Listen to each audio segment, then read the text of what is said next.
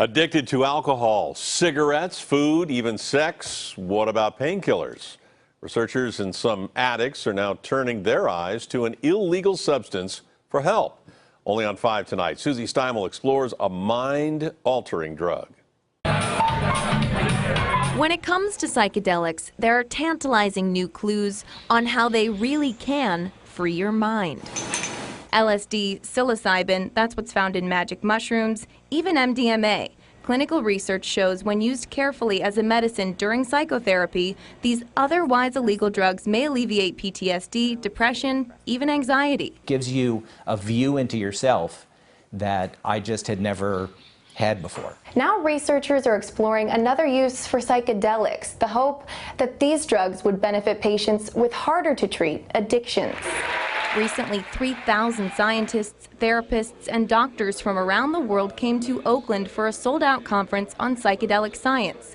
One big topic: America's growing opioid epidemic. We should be trying to find out how best to use these drugs to help people with these debilitating addictions. One potential treatment, a psychedelic derived from the bark of an African shrub. It's called Ibogaine. The therapeutic potential is so incredible. Ibogaine is legal in Canada, legal in Mexico, legal in England, legal in most places of the world. It's just illegal in the United States. Since Ibogaine is illegal in the United States, patients travel to foreign countries for treatment.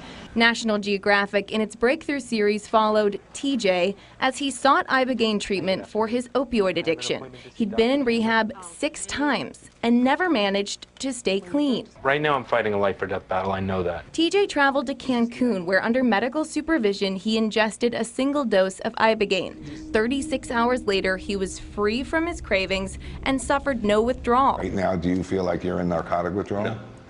Back home in the U.S., it's been 39 days since the treatment. I'll do the butter. The desire to use is still there, but the craving isn't there. It's a tragedy that the drug war has criminalized something that has no abuse potential. There's no reports of anybody abusing Ibogaine. Ibogaine is not a cure. Experts caution patients need to work on the issues that caused the addiction in the first place. People do need support or they can relapse later. How do psychedelics break an addiction? One theory: it reboots the brain. Amanda Fielding runs the UK-based Beckley Foundation. Her group funds groundbreaking psychedelic research. She believes drugs like LSD or Ibogaine interrupt the addiction by resetting the brain to a pre-addicted state. They've somehow rebooted themselves out of that fixed bad pattern of behavior. Fielding and others believe psychedelics may also help with other addictive behaviors, such as overeating, compulsive sex, alcoholism.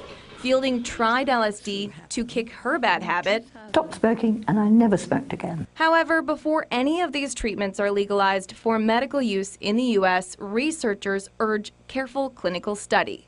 We want to know, are they safe? Who are they safe for, and how are they best used? In San Francisco, Susie Steimel, KPIX 5.